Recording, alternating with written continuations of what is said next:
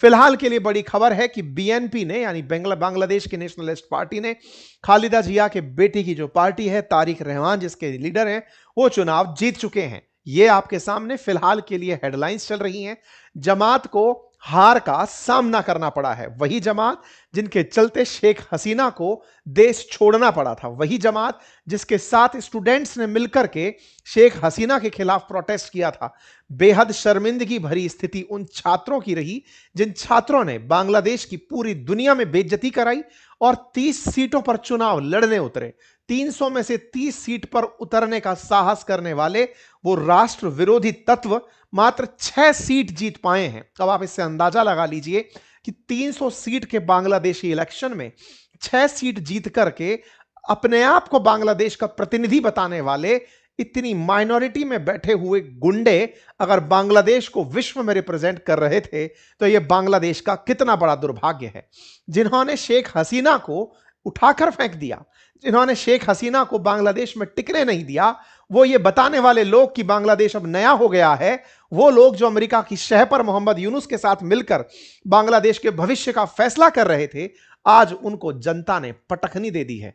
तो क्या जनता आवामी लीग के लिए कुछ की? जी हां, आज बांग्लादेश के इलेक्शंस में जो परिणाम आए हैं उनमें भले ही खालिदा जिया की पार्टी जीती हो लेकिन वोट प्रतिशत 60 रहा है। अवामी लीग इसे अपने पक्ष में मानती है। उनका मानना है कि बहुत से लोग जो शेख हसीना के पक्ष में थे उन्होंने वोटिंग में भाग नहीं ली या फिर वोट में भाग लिया तो उन्होंने बीएनपी को चुना। 10% तक शेख हसीना के वोट बीएनपी के पक्ष में गए और उन छात्रों को और उन जमात को नकारने का काम किया। Bangladesh nationalist party landslide victory करती है। 300 सीट वाली जो संसदीय व्यवस्था बांग्लादेश में है, यहां 150 सीटें 299 पर वोट था, 150 सीटों के साथ बहुमत था। यहां पर 208 से ज्यादा सीटें जीत करके फिलहाल बीएनपी आगे चल रही है।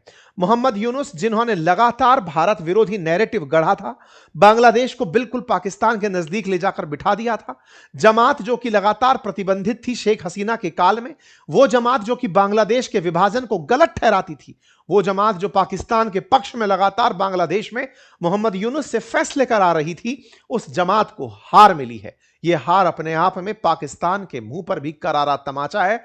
बांग्लादेशियों के मन में पाकिस्तान के प्रति नफरत का इशारा है। बीएनपी ने 299 सीटों में से 209 सीटें जीत ली हैं, जो कि 150 के बहुमत के आंकड़े से अधिक है। देश में करीब 20 साल बाद बीएनपी की सरकार बन रही है। इंटरेस्टिंग होगा, 35 साल बाद बांग्लादेश के अंदर एक पुरुष प्रधानमंत्री होगा। इंटरेस्टिंग होगा कि 20 साल बाद बीएनपी सत्ता में होगी।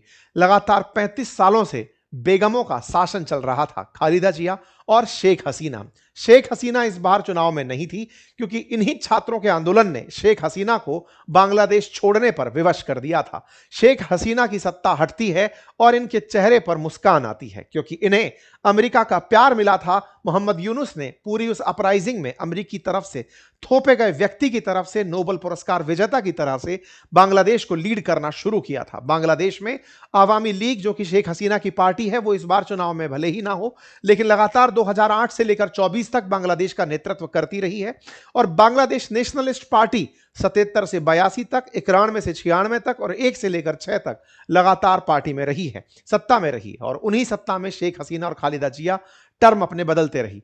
पिछले बार 2024 के इलेक्शन में बीएनपी ने शेख हसीना के चुनावों का विरोध करते हुए इलेक्शन में पार्टिसिपेट करने से इनकार कर दिया था, इसलिए शेख हसीना बहुमत से आई थी और यही कारण था कि इस चुनाव को, जिसमें बीएनपी ने पार्टिसिपेट नहीं किया था, इसे दुनिया भर से कई जगह खारिज भी किया गया था। प्रतिक्रिया स्वरूप उसे सही इलेक्शन नहीं माना गया था, लेकिन भारत ने उस इलेक्शन को भी समर्थन दिया था जिसमें शेख हसीना चुनकर आई थी और भारत ने आज भी समर्थन दिया है जब बीएनपी लीडर जीत कर आए हैं, चाहे उसमें अवामी लीग शामिल नहीं है। भारत की तरफ से बांग्लादेश को बहुत सारी शुभकामनाएं, बीएनपी के लीडर तारिक रहमान को बहुत सारी शुभकामनाएं भेज दी गई हैं।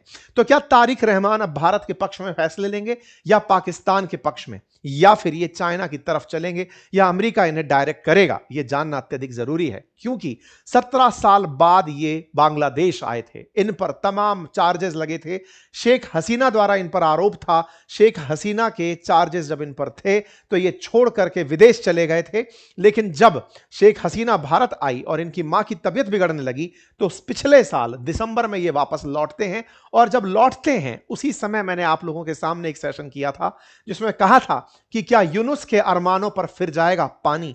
ऐसा इसलिए क्योंकि पूरी जनता जो शेख हसीना के खिलाफ थी, जिसको लेकर के मोहम्मद यूनुस सोच रहे थे कि वो जमात और छात्रों के लीडर बनते हुए, एनसीपी के लीडर बनते हुए राष्ट्र को चला लेंगे, वो ही अब माइनॉरिटी में होने लगे थे। जनता ने पूरी तरह से स्वागत किया था तारिक रहमान का, क्योंकि दुनिया ने बांग्लादेश ने यह तय किया था कि भले ही अब आवामी लीग नहीं है, लेकिन एक अनुभवी पार्टी सत्ता में रहे तो वो बांग्लादेश का सही विकल्प होगी।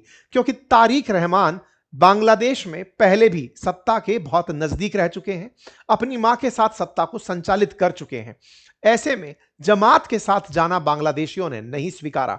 बांग्लादेश में जमात को भले ही मोहम्मद यूनुस का समर्थन हो, छात्रों को मोहम्मद यूनुस का समर्थन हो, लेकिन जनता ने उन्हें ना स्वीकारते हुए यह कहा कि वो जमात जो बांग्लादेश के बनने को अस्वीकार करती है, वो जमात जो पाकिस्तान के साथ मिलकर बांग्लादेश के निर्माण के समय बांग्लादेशी चाहत रखने वालों को मरवाती है, उस जमात को हम अपने देश का भविष्य नहीं सौंप सकते।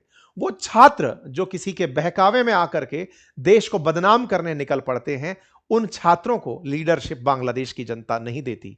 रिजल्ट है, और रिजल्ट में जनता के बीच की खुशी जब उन्हें मौका दिया गया 300 सीटों पर मतदान करने का। बांग्लादेश में कुल 350 सीटों पर बांग्लादेश की संसद में वोट होते हैं, जिनमें से 50 सीटें महिलाओं के लिए रिजर्व हैं। जो पार्टी 300 में से बहुमत लेकर आती है, उसी पार्टी को ये 50 सीटें उसी अनुपात में दे दी जाती हैं। ऐसे में अब चूंकि 209 सीट तक बीएनपी लेकर आ चुकी है, तो लगभग 2/3 सीट उनके पास हैं। ऐसे में इसमें से भी लगभग 24 से अधिक सीटें उनको दे दी जाएंगी और 40 से अधिक सीटें उनको लगभग इसके अंदर दे दी जाएंगी। ठीक है ना। तो कुल मिलाकर के 35 से 40 के आसपास सीटें महिलाओं के केस में बीएनपी को इस वाले पोर्शन में से जो रिजर्व है उसके अंदर से बांट दी जाएंगी। फिर वो अपनी मर्जी से महिलाओं को संसद के अंदर रिप्रेजेंटेटिव बनाते हुए बिठा सकेंगे। साथियों, यहां पर 150 सीटें ही निर्धारक होती हैं। इसमें से 209 सीट जीत करके बीएनपी ने अपनी एक लैंडस्लाइड विक्ट्री जाहिर कर दी है। 1991 उम्मीदवारों में से 209 उम्मीदवार अपने जिताकर ले आना बीएनपी के लिए एक बड़ी उपलब्धि करार किया जा रहा है।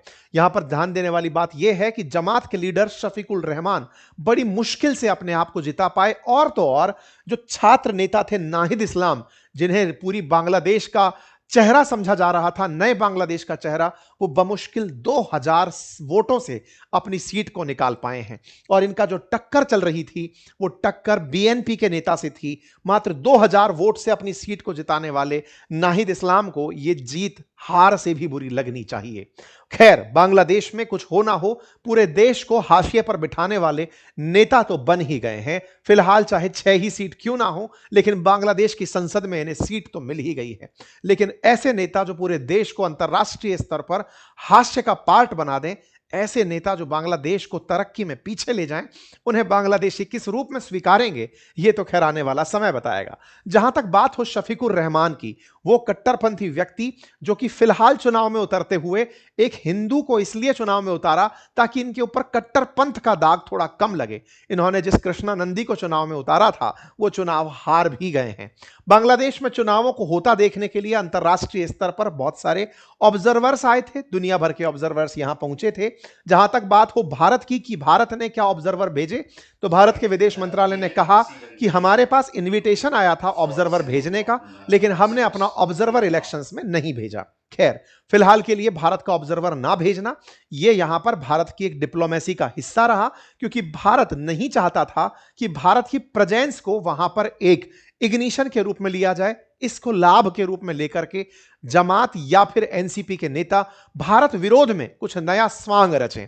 भारत बैकफुट पर रहते हुए बांग्लादेश के इलेक्शनों का सम्मान करता रहा। और तो और सबसे इंटरेस्टिंग बात यह रही कि पहले तारिक रहमान का वेलकम, खालिदा जिया के मरने पर भेजी गई सांत्वनाएं और इलेक्शन जीतते ही भारत के तमाम राजनीतिक दलों के द्वारा और भारत के प्रधानमंत्री के द्वारा तारिक रहमान को भेजे गए प्रशंसा पत्र ये दर्शाते हैं कि भारत बीएनपी के साथ भी अब आगे चलने को तैयार है, क्योंकि बांग्लादेश पहले भी बीएनपी के द्वारा लीड किया जा चुका है और उस समय बांग्लादेश में चाइना वर्सेस भारत हुआ भले करता था, लेकिन पाकिस्तान वर्सेस भारत नहीं हुआ करता था। यदि जमात जीतती तो भारत के लिए बांग्लादेश में पाकिस्तान से एक बड़ा ही तनाव पैदा होता, लेकिन फिलहाल के लिए अगर बीएनपी है तो वो चाइना से भले ही नजदीकी रखे, वो भारत और चाइना के बीच में विकल्प चुनती आई है, ना कि पाकिस्तान और भारत के बीच में। यह अपने आप में बड़ी बात है।